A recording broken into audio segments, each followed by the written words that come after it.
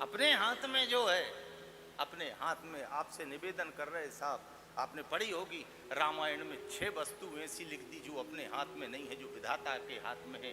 हानि लाभ जीवन मरण जस अपजस विधि हाथ, अपने हाथ में है ही नहीं, और अपन इनको ही अपने हाथ में करने का प्रयास कर रहे हैं। अपने हाथ में केवल एक चीज परमात्मा ने दी है, वो क्या दी है? परमात्मा ने कहा है हम सबसे कि तुम भाग नहीं बदल सकते, तुम अपने किस्मत नहीं बदल सकते, पर हां तुम ये कर सकते हो कि तुम अगर मुझे पाना चाहो तो मुझे पा जरूर सकते, पा सकते हो। ये साधु संत महात्मा, ये आप देखना, यहाँ चित्रकूट में कई साधु संत महात्मा माला लेके घूम रहे हैं। काय के लिए? केवल राम पाने के।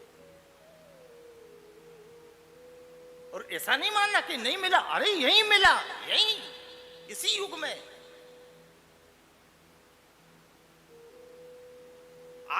आज भी परमात्मा मिलता है, आज भी यहां राम है, मां जानकी है, यह कहीं कहीं गए थोड़ी, कहां जाए साहब? है वृंदावन में आज भी राधा श्याम है, कहां जाए? हम आज एक प्रसंग सुन रहे थे, मोबाइल पे किसी ने भेजा। वृंदावन में एक संत रहते थे, उनकी बड़ी बड़ी जटाएं थी। वो रोज बिहारी जी का दर्शन करने जाते और निकुंज में दर्शन करने जाते, रोज उनका नियम था।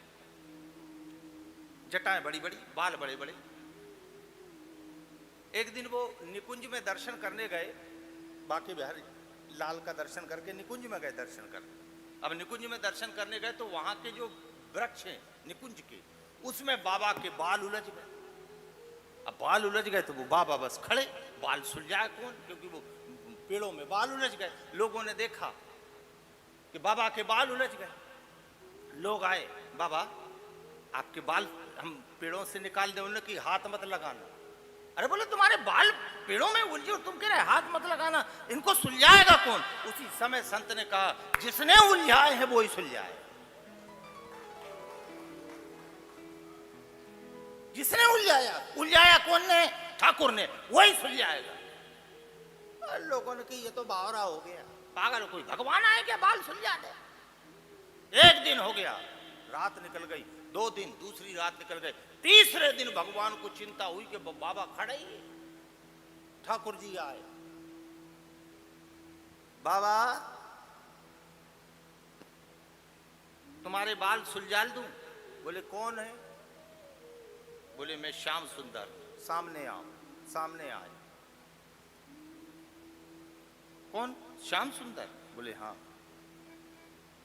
बोले इस बात का क्या प्रमाण है कि तुम श्याम सुंदर? प्रमाण भी तो होना चाहिए। अब मेरे को तो ऐसा लगे तू कहीं रासलीला का कोई बालक है, कृष्ण बन के आ गया, लोगों ने तेरे को भेज दिया। मैं नहीं मानू, जा। भगवान ने कही बताओ, पहली बार ऐसा भगत मिला मेरे से मेरा प्रमाण मांग रहा है कि प्रमाण दो।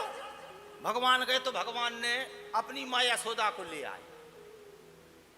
बोले बाबा मैं कृष्ण और ये मेरी माँ यशोदा। बाबा ने कि मैं नहीं मानू। बोले क्यों? जैसे तू नकली वैसे ये थारी मैया भी नकली, कहीं से पकड़ लायो तू। मैं नहीं मानू। भगवान ने कही ये भी भारी उलझन पैदा हुई साहब, माँ की नहीं माने, मेरी नहीं माने। फिर भगवान दौड़ते दौड़ते किशोरी जी के पास गए। किशोरी जी आप चलो। बोले कहां? बोले एक भगत हमसे हमारे होने का प्रमाण मांग रहे, प्रमाण तो दो। और बोले प्रमाण केवल आप ही दे सकती हो। 2 दिन हो गए खड़े, बाल उलझे हैं। किशोरी जी आई और सामने श्याम सुंदर दोनों खड़े। और उसी समय किशोरी जी ने कहा बाबा ये कन्हैया है और ये आपके बाल सुलझाने आए हैं, आप इनसे बाल सुलझवा लो। उसी समय बाबा ने कही सुलझा दे,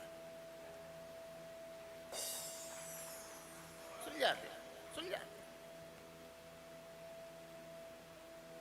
भगवान हमने की बाबा मैं पहली बार आया था जब तुम नहीं पहचाने। बोले तो मैंने वो तो उसी समय पहचान गया था कि तू कन्हैया है,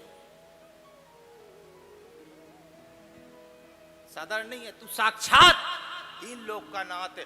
फिर बाबा तुम हमसे हमारा प्रमाण क्यों मांग रहे थे? उस समय संत ने बहुत अच्छा जवाब दिया, जिस समय तुम आए थे उस समय तुम अकेले थे और मेरे को दर्शन युगल सरकार की करना था। जिस समय तू आया थारा को देखकर क्या करूं, मेरी इच्छा तो यह है कि राधा रमण के दर्शन। अब मिला कि नहीं मिला? इसलिए यहां भी आए हो, ऐसा नहीं बराबर इतनी जनता में एक आध को तो बराबर वो मिलेगा। अब जिस पे उसकी कृपा हो जाए, जिसके अंदर वो तड़प पैदा हो जाए, जिसके अंदर साहब वो जिज्ञासा पैदा हो जाए। हरि दुर्लभ नहीं है, जिज्ञासा दुर्लभ, भगवान दुर्लभ नहीं है। ये हमने कह दिया ओ भैया कोई भगवान मिले कहीं साहब इतनी तपस्या करो, इतनी माला फेरो। आज हमने एक शब्द पढ़ा, वो शब्द आपके सामने रख रहे। किसी महापुरुष ने लिखा, जब कर्म हो काला तो क्या करेगी माला। शब्द बहुत गहरा है साहब, आप समझना। जब कर्म हो काला तो क्या करेगी